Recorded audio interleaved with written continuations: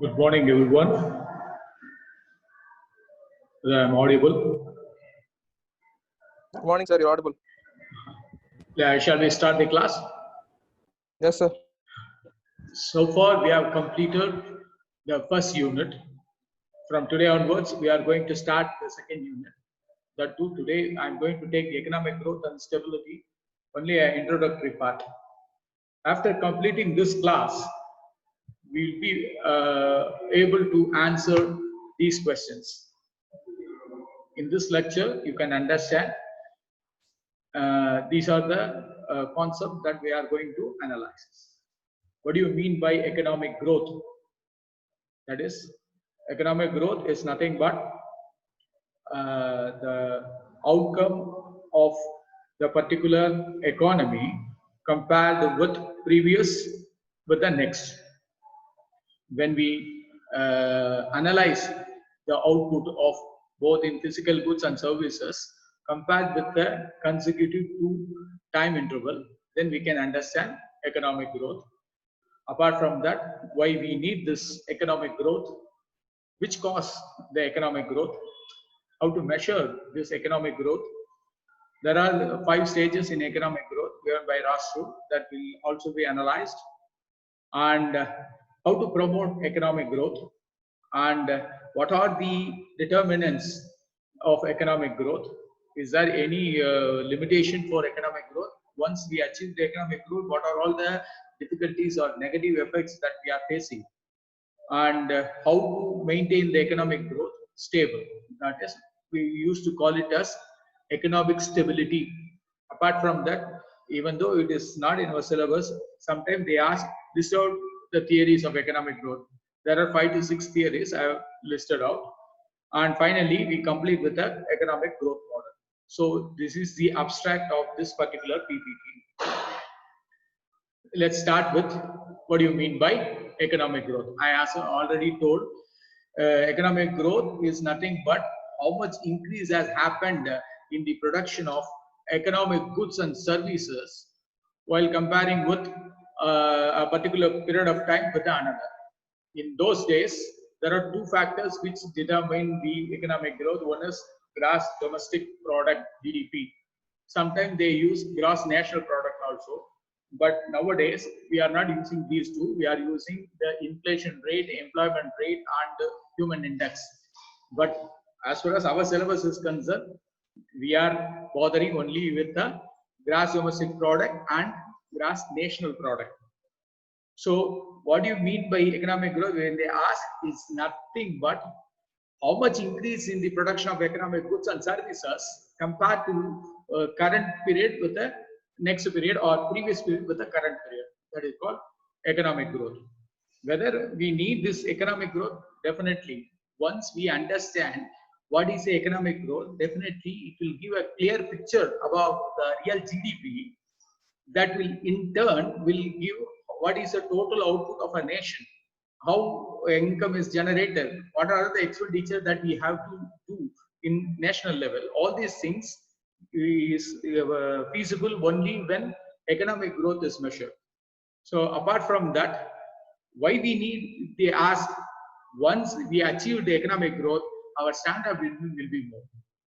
How it is possible? Because of the real income and the labor and land are used in a proper way, and our standard of living, we can spend not only for the basic amenities like food, shelter, and cloth. We can spend for our education as well as healthcare products. Let's move to the next topic, that is, which cause the economic growth. I already told you, economic growth is measured with a one particular period with the next. For that, we should know what is the demand for the economic goods and services. In corollary, we should have the supply also. So there are 2 factors which causes the economic growth. One is the aggregate demand and aggregate supply. We used to call this aggregate supply as productive capacity. Suppose when they ask what are the causes for economic growth, blindly you can say there are 2 factors. One is aggregate demand and aggregate supply. So once we bother about aggregate demand and aggregate supply, then how to measure that is the second factor. There are two factors once again. One is the physical units, another one is the money unit, that is monetary term. So we are considering two factors to measure the economic growth. One is gross domestic product, GDP. Second one is gross domestic income. The gross domestic product, I will talk about the physical output, but gross domestic income talk about the monetary value. As we know, we studied in managed economics that agriculture output, industrial output, and service output, aggregatively we used to call it as gross domestic product. But nowadays we are not expressing in units, we are expressing in a money value. For that, we should consider other three factors: how much the individual is receiving aggregate income generated, that is labor compensation, then the profit accumulated in corporate and companies, and other source of income. If we aggregate these three, then we can get gross domestic income. Similarly, 1% you can expect in that particular thing. What are the stages of economic growth? The stages of economic growth is given by Walt Whitman Rastro. We have given 5 stages. First one is called traditional society stage. Second one is transition stage. Third one, takeoff stage. And fourth one, maturity stage. And finally, we will attain the age of mass consumption. See, these 5 stages only we can able to generate. This model only I am going to explain in the end of the session. That is the model we use to explain for economic growth is Rastro growth model. Now, there are 3 factors to promote economic growth. One is related with the capital. That is, when we lower the interest rate, people will try to spend more and they will have more money, and definitely in turn it will increase the investment. So this is the best way to promote economic growth. The first factor is lower the interest rate. Then what is the other possible way? Even we can increase the real wages. That is, when we increase the salary and wages of an individual, this nominal wages will grow. Definitely inflation, too much money will chase too few goods. Definitely there will be a heavy demand, which in turn there will be a heavy supply. So there will be an economic growth. So the second best way to promote the economic growth is increasing the real wage. The last one is the higher global growth. We should promote the export and we should promote the technology. So it is called the remuneration of the factors of production. As we know, land, labor, capital, and organization. Remuneration for land is rent, remuneration for labor is wage, remuneration for capital is interest rate, and remuneration for entrepreneurship is a profit. So the major 2 factors is the interest rate and the wage. When we lower the interest rate and increase the wage, these 2 will make the economy to grow. One more question you can expect is, what are the determinants? Instead of saying remuneration, you can directly say what are the factors. That is, when we accumulate more capital resources, or when we generate the labor input in the production process, these 2 will make economy to grow. The last 5th factor of production, the technological advancement. So these 3, that is accumulation of capital, increase of labor input, and technological advancement are the key determinants for economic growth. While thinking about the factors of production and their remuneration, when we grow the economy, definitely there will be a side effect. Side effect in the sense there will be some negative effects will also happen. 150 to 200 years back, the population of the entire environment is very it's a balanced one. After this, in 21st century, the human population is more. Why? We demand more and we industrialize the economy. Because of that, there are pollution. Pollution, all 4 type of pollution. Noise pollution is there, air pollution is there, water pollution is there, soil erosion was there. So these are all the negative effect of the economic growth. Faster the economic growth, the negative externality will definitely be the output. Along with the output, there will be some negative effect will come. We used to call, aggregately, we used to call it as a pollution. Because by considering this particular pollution, we should not stop the economic growth. We have to improve that. Only thing is, we should try to mitigate the negative effects by imparting some legislation. How to say, how to protect the environment, how to increase that, balance that particular process. Hey, somebody is playing. Someone is drawing in my screen. I don't know who is that. Let me continue. The next major disadvantage of economic growth is inflation effect. I think you are familiar with the term inflation. Inflation means there are two possible inflation. One is because of the demand push. Another one is cost pull. When goods are very less, people will try to buy that particular thing and they are ready to pay more. That is called demand push. Second one is cost pull. Suppose the cost of production is more for a particular product because of the scarcity, definitely the price of the product will be more. Because of these two effects only, the inflation will be increasing. This inflation definitely will induce the economic growth, but simultaneously it will give some negative effects also. So once we try to achieve the economic growth, it is not only it is not a target, it is a continuous process. We have to make an economic stability. That stability is possible only when we maintain certain level of economic indicators. We used to call it as we have to solve the economic problem, especially for the future generation. It is easy to achieve the economic growth. This year, this much we have produced, but next year if not able to maintain it, then it is not a stability. So the price, inflation, unemployment level, the equality, all these things should be maintained. We used to call it as stable economic growth. Last year, they asked, what are the theories available in economic growth? So this question is not in our syllabus, but for your information, I am just listing 4 or 5 theories. The first theory is called population theory, given by Malthus. Otherwise, it is called Malthusian theory of population. This theory was the first theory for economic growth. He told, because of the human only, the economy is improving. But more the population, there will be a negative effect. Then next theory was classical theory of growth, given by David Ricardo. They give the rent theory. The corollary of the rent theory is classical theory of growth. Then you are familiar with the term Big Push theory. This Big Push theory is economic growth theory only. The fourth one is Rastro's stages of economic growth. This is a growth model. We are going to discuss in this class only. Then one more theory called Solow model. Solow model given by 2 economists, Robert Solow and Trevor Swan. According to them, the economic growth is possible only when there is a development, there will be education, the service sector should come out with the primary and secondary, that is agriculture and industry. Now, finally, one more theory called endogenous growth theory given by Robert Lubas. This theory is a psychological theory. Definitely, in higher studies, we can study this because it is not in our syllabus, but when time permits, definitely we will discuss about this.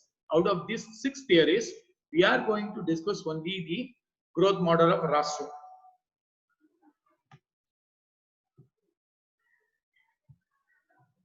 Now, let me go to the Rastro model. In 1960, Walt Whitman Rastro have given a model for economic growth by giving 5 different stages. Initially, every economy will be dependent on a village environment, that is called rural economy. There, agriculture will be the primary employment generation sector, and the system of exchange will be a barter system, and only the physical subsistence will exist. This is the very first stage of the economy. But we should promote from this stage to next stage. From traditional, we have to promote to transition stage. This transition stage, there the education, training, and skill development will be improved. Because of that, people will specialize in their work, and infrastructure will be improved. The road, water facility, and irrigation, all these things will be improved in that. And the human beings start saving. They keep surplus amount of stock. Why? Because they think about the future. So in the first stage, it is a rural economy. In the second stage, it moved to slightly with the transition stage. They start improving their knowledge. And from that stage, the third stage, what Rasso said, it is called take-off stage. In this stage only, the growth will be more. So there will be some suburban, town, and other infrastructure facility will be improving because of giving priority not for the primary but for the secondary. Secondary in the sense industrial sector. So that government will decide to make more industrial product. For that, the savings will be converted into investment. That investment in a particular industry, number of industry will be expanded. Due to that, there will be a regional growth. In turn, there will be a political growth. A strong political economy will build up.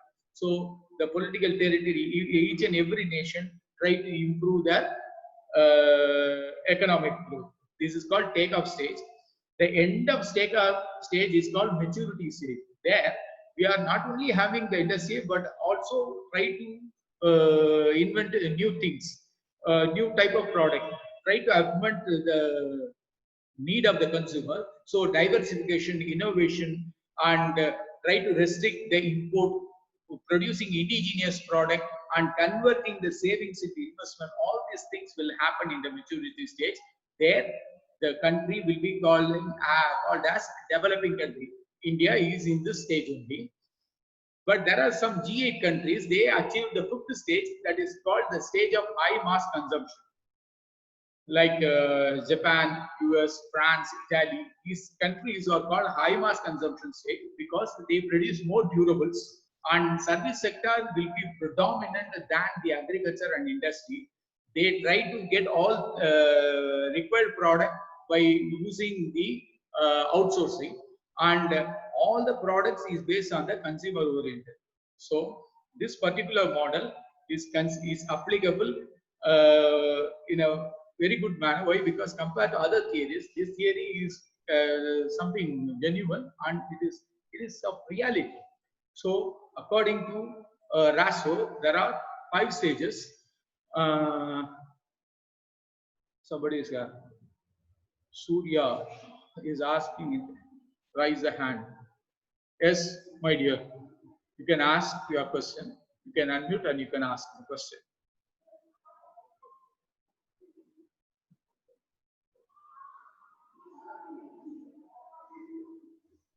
If you have any doubt, you can ask me.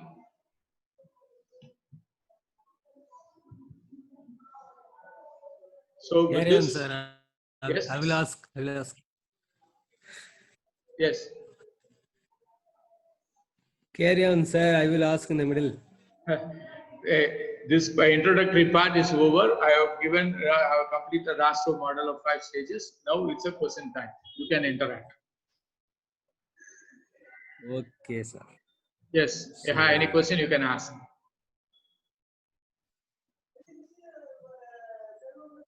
Any question from your side? From my side, I'm new to this class, so I didn't get my point. No problem. Oh, for your sake, I will make a summary of the next 5 minutes. I'll just make a summary. This class, we start the unit 2, economic growth and stability.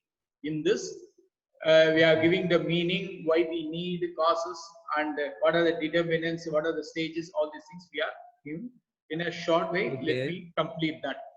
The first question will give the economic growth is an increase of production from one period to next period. That is the answer for the first question.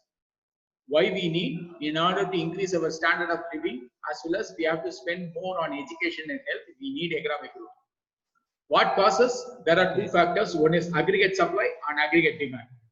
How to measure this? There are 2 methods. One is gross domestic product, fiscal units, and gross domestic income, in monetary units. There are 5 stages of economic growth. It is given by Rasso. I will repeat the stages. One is called traditional society stage. Second one is transition stage. Third one, take-off stage. Fourth one is maturity stage. And the last one is high mass consumption stage. India in the maturity stage. Then how to promote the economic growth? There are 2 main things. One is we can reduce the interest rate By doing that, we can increase the economic growth. Other one, we can increase the real wages. When we increase the real wages, the purchasing power will be improved. Definitely, the economic growth will be there. There will be a demand. In turn, it will increase the supply. So, economy will grow. Then, what are the determinants? Determinants is nothing but capital stock and input of labor and technology advancement is a determinants. Of course, coming to the negative effects, the air pollution, noise pollution, marine pollution, soil erosion, or the negative effects of the economic growth. The human population is keep on getting growing. The other population, like animals and birds, are keep on reducing. We are already pollute the economy. This is a negative effect of the economic growth. What is stable economic growth? We have to maintain the price, and we have to maintain the output, and we have to maintain the equal standard of living. All these things are the stable economic growth. For that, every country is trying. Then what are the theories? There are 5 to 6 theories. One is called Malthusian theory, Big Push theory, classical theory, Rastro theory. All these things are the theories of economic growth. The last stage only I have given Rastro's model. There are the 5 stages is explained like this. Don't worry, I will share this PPT to you in the WhatsApp. Have any doubt? You can ask. Thank you, sir. Your good name? Okay, sir. Oh, your good name? Surya. Surya. Okay. With this, we are winding the class. Actually, by 10 o'clock, I am having invigilation. We will meet tomorrow. Okay? Tomorrow, 9:10. Okay, sir. We will continue with the economic growth and stability in detail. What are the theories and other things?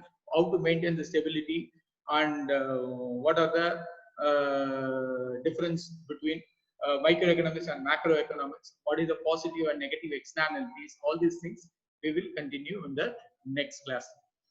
Until then, bye. Whether I am audible? Sir. Thank you. Whether I am audible? Yes. Okay. Yes. God will bless you. All of you, please type your name and say present in the chat box. Thank you.